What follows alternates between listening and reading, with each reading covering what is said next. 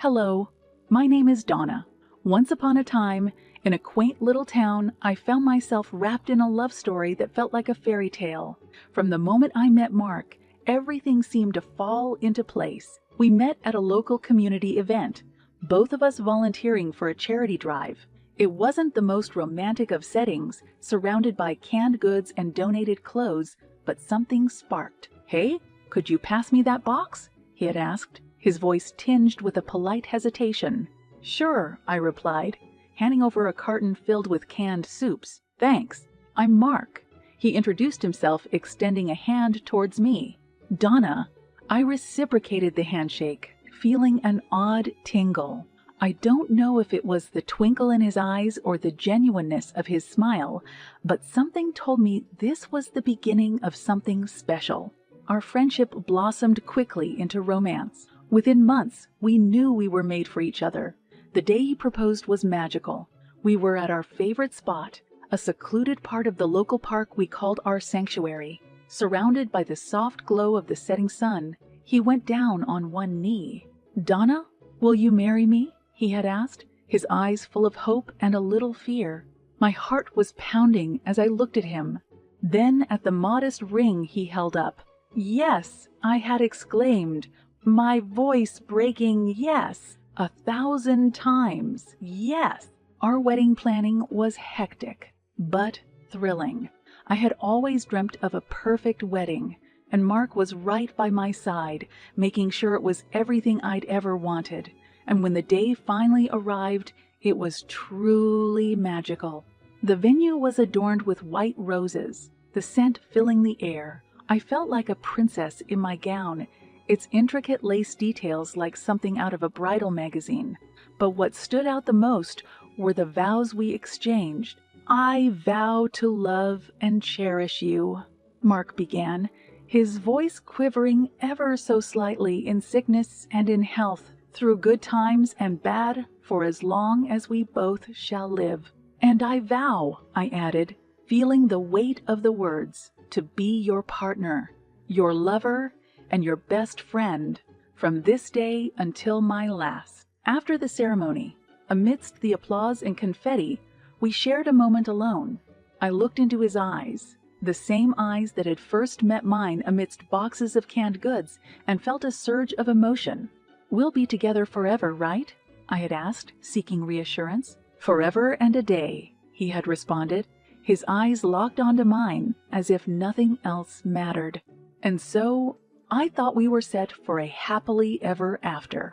Little did I know that even the most enchanting fairy tales can turn into grim stories. But for that moment, in that slice of time, I was incredibly blissfully happy. I was in love. I was loved in return. And that was all that mattered. The story of us seemed like it was written in the stars, a celestial masterpiece that defied all logic and reason.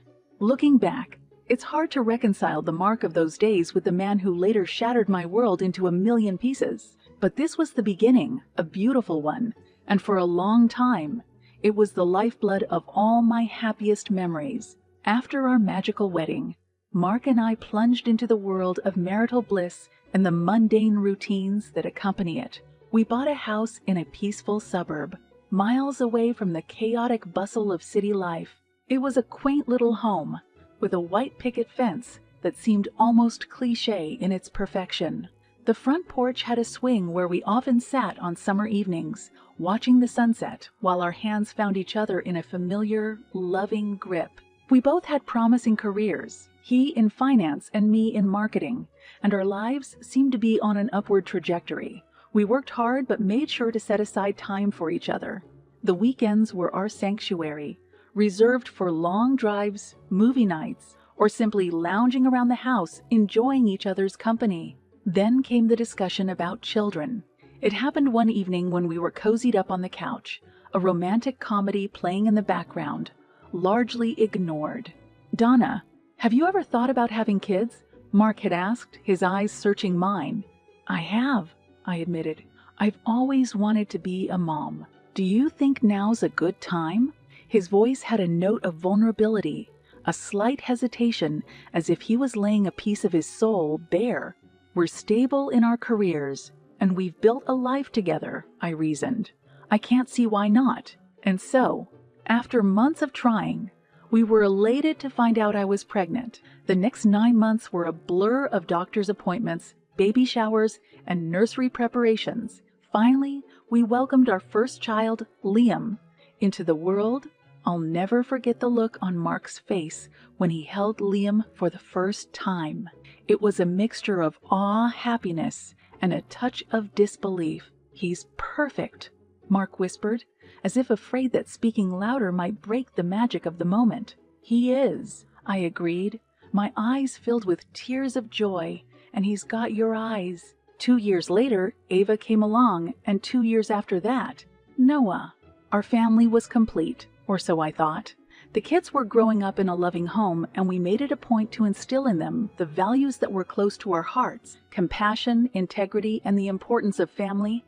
The children brought a new layer of richness to our lives, transforming our home into a lively space filled with laughter, the occasional crying, and an abundance of love. I never knew I could love this much. I remember saying to Mark one evening after we had put the kids to bed, "This, right here, is my whole world." I had looked at him earnestly, expecting the light of mutual sentiment to meet my gaze. "Yeah, it's great," he had responded, but his tone was off, his eyes not meeting mine. At the time, I chalked it up to stress or fatigue. It never occurred to me that it could be a crack in the foundation we had so painstakingly built over the years, but for the most part, life was good. We were a team, tackling parenthood and the challenges that came with it side by side. Each milestone our children achieved felt like a shared victory for us as parents. Whether it was Liam's first soccer goal, Ava's art being displayed at the school fair, or Noah uttering his first words, each moment was a testimony to the life we had built together. As far as the eye could see, our path was clear and bright. We had built a life that, on the surface, was picture perfect. Yet, as I would later come to realize, even the most meticulously constructed facades can hide cracks that eventually widen into unbridgeable chasms. But for the time being, we were soaring high, basking in the joys and challenges of a life we had willingly chosen to build together. It was a regular Wednesday evening. The kids had just finished their dinner, their laughter filling the air as they raced upstairs to get ready for bed. I was clearing the table when Mark walked in through the front door. The moment I looked up and our eyes met, I knew something was wrong. His gaze was unsteady, his footsteps uneven. The smell of alcohol filled the room as he stumbled in, brushing past me without a word. "Mark, are you okay?" I asked cautiously, my eyes narrowing in concern. He snorted, a sound filled with derision and bitterness. "Okay? Why wouldn't I be?" "Mark, you're drunk.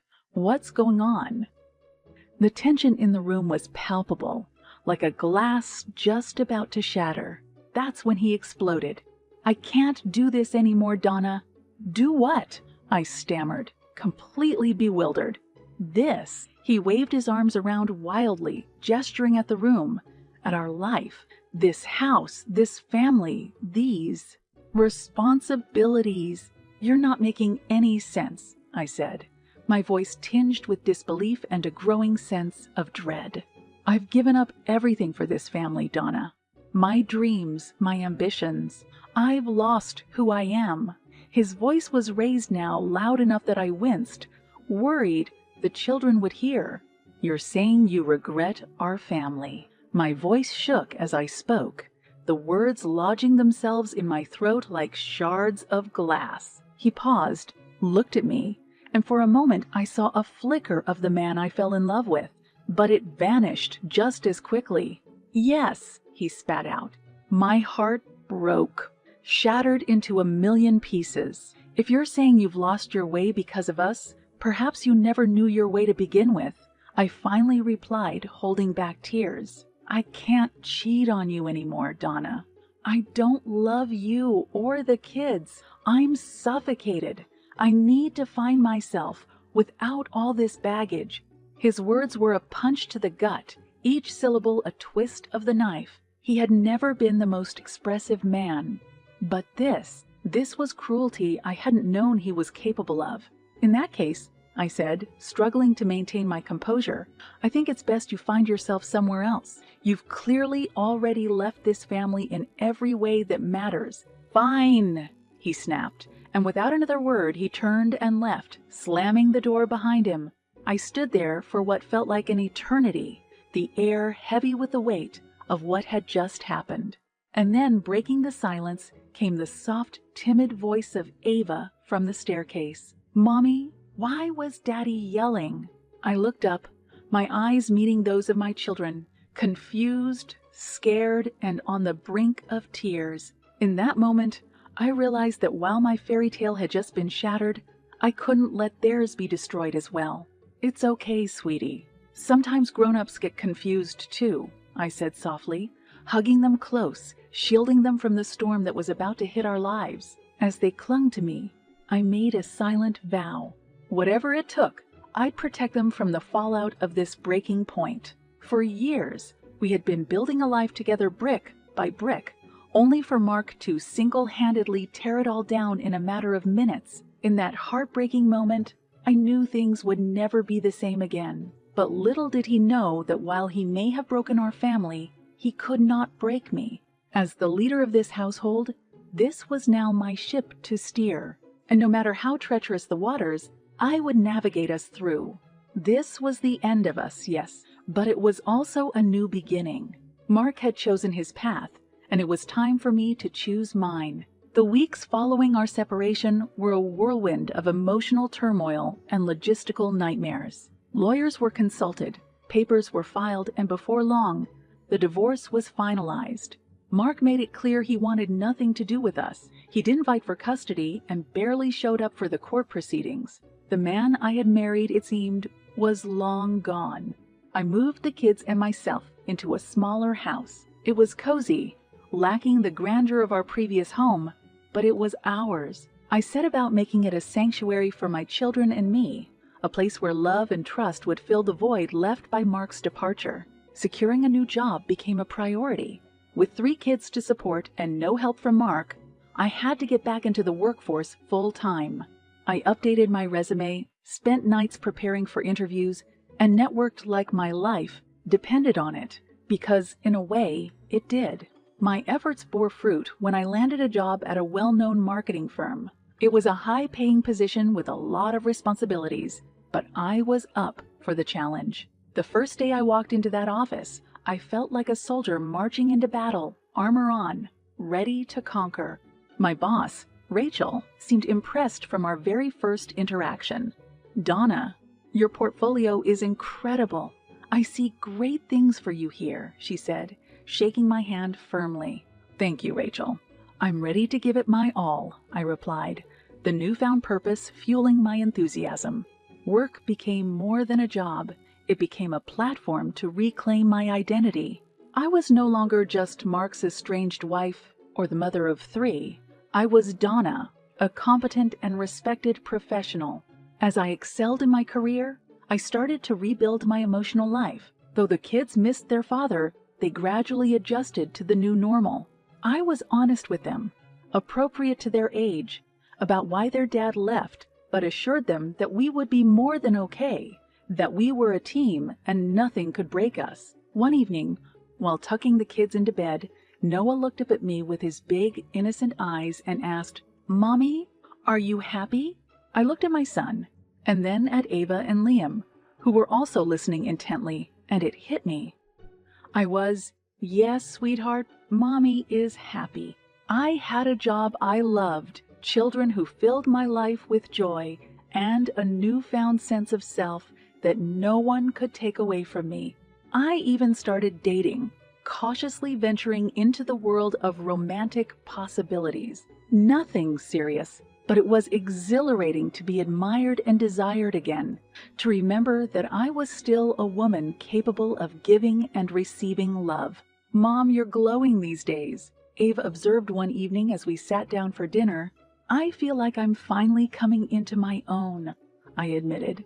looking around the table at the faces of my children, and I have the best company to share it with. So life moved on, and we moved with it. Though I knew that we were just at the beginning of this new chapter, the pages ahead seemed promising. The old Donna might have sought revenge, might have wanted Mark to see what he had lost and regret it, but the new Donna realized that the best revenge was not just living well, but thriving, taking the broken pieces and building something beautiful anew. With or without him, my story was far from over, and it was going to be a story of triumph. Mark had become a mere footnote in my life, a lesson rather than a defining chapter. I had a family to raise and a life to live, and I was eager to see where this new chapter would take us. The years passed, and the children grew up strong and resilient, just like their mother. We had built a loving home, and I was thriving in my career. I could comfortably say we were content, but life has a way of throwing curveballs when you least expect them. It was the weekend of my mother's birthday party, and we had all traveled back to the town where I had once lived with Mark. It was surreal. Driving through streets that used to be so familiar, now tinged with the distance of time and experience. As we gathered for the celebration, my family's old house was filled with joyous noise, laughter, conversation, clinking glasses. The kids were having a blast with their grandparents and cousins. My career was in a great place, and in that moment, I felt like I was standing in the sun, a stark contrast to the shadows that had clouded over me years ago. The doorbell rang. Confused, since we were not expecting any more guests, I made my way to the door. When I opened it, my world seemed to freeze. Standing there, clad in tattered clothes, unshaven, and a shadow of the man he once was Mark. "Did you want something?" I asked, my voice nearly failing me. "Donna, it's me," he stammered, his eyes pleading. For a brief second, memories flooded back. Our wedding, our happy years, and then the night he shattered it all. But I quickly snapped back to reality. This man was a stranger to me now. He fell to his knees. "Donna, I'm sorry. I messed up, and I've lost everything." I looked down at the man who had once been my world, the man who had willfully ripped our lives apart, and I felt nothing. Not anger, not sorrow, not love. Just an empty space where he used to be. "You want to come back? After you left me and your children without a second thought?" I asked, disbelief coloring my words. I was lost, Donna. I didn't realize how good I had it until it was all gone. Please, can we talk? You were lost. We all get lost, Mark. But some of us don't abandon our families to find ourselves, I retorted, finally feeling the cold reality settle in. No, Donna, you don't understand. I've changed. I want another chance. Changed. You don't get to waltz back into our lives after years and claim you've changed. Our kids have gone years without a father. I've had to be both parents, and I'll be damned if I let you stroll back now that it suits you. As I stood there, looking at the pitiful man before me, I realized that my new life had no room for the ghost of my past. Without another word, I closed the door softly. As I turned around, my children looked at me curiously. Who was that, Mom? Noah asked, puzzled. Just someone who got the wrong door, I said calmly, joining them back at the table. We returned to our celebration, to our life.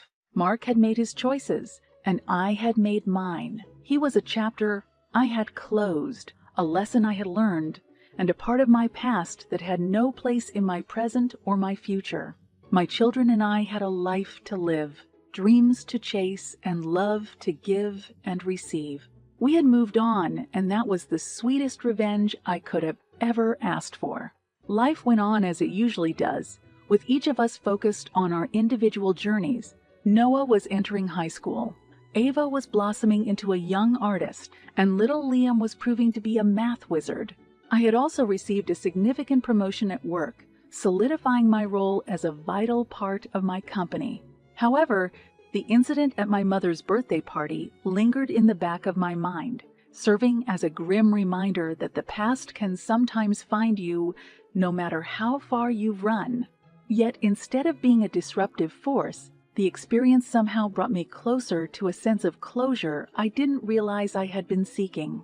A couple of weeks after the party, I sat down with my kids for an important talk. I felt they were old enough to understand the gravity of what had happened, and I wanted them to hear it from me. "Kids, you remember that stranger at Grandma's party?" I started cautiously, noting their nods. "Well, that was your father." The room fell silent. I could see a storm of emotions crossing their faces. Surprise, confusion, maybe even a tinge of anger. "Why didn't you tell us before?" Ava asked, her voice shaky. "Because I had to figure out what it meant for us. For me," I replied honestly. "It's a complicated feeling to see someone who was a big part of your life reduced to a stranger. But it taught me something important." "What's that?" Noah asked. "That life goes on, whether we like it or not. And sometimes the best way to move forward is to fully let go of what's holding you back." The conversation was a tough one, but it was also cathartic. My children understood, and for the first time, it felt like we were entirely on the same page, united in our journey ahead. Around that time, I also started going to therapy. I recognized that healing is an ongoing process and talking to a professional could offer additional perspectives. So how did it feel seeing him after all these years? My therapist, Dr. Alan, asked during one of our sessions, "Empowering, actually." I said, surprising even myself with my clarity. I looked into his eyes and realized he has no hold on me, no power to disrupt this life I've built. That's a significant realization, Donna. It sounds like you've reached a form of closure. Yes, I believe I have. That chapter of my life was officially closed, sealed off like an old book gathering dust on a forgotten shelf. I found that closure doesn't always come in the form you expect. It doesn't require confrontations or grand gestures. Sometimes, closure is a quiet acceptance that the past has no claim on your